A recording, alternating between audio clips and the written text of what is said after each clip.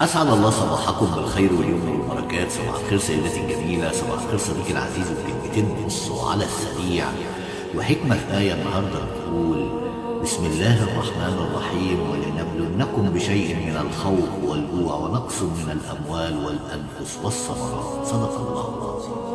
وهنا يا جماعة الابتلاء، عشان بس كلنا نبقى عارفين إن الابتلاء ده مش من عند البني آدمين، الابتلاء ده من عند رب العرش العظيم، من عند رب الكون، من عند أحكم الحاكمين.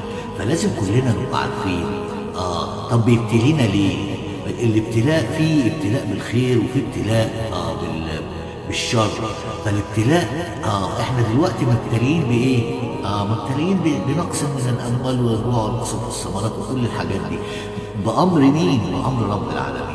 فلازم كلنا نبقى عارفين ان اللي مش هيصلح لنا حالنا الا الالتجاء الى رب العزه، رب العرش العظيم.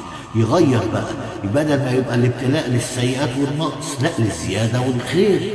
خدوا بالكم من الكلام. أن أسعد الله صباحكم بالخير واليمن والبركات. يا رب يا رب يا رب غير أحوالنا من حال إلى أحسن حال يرضيك يا رب العالمين.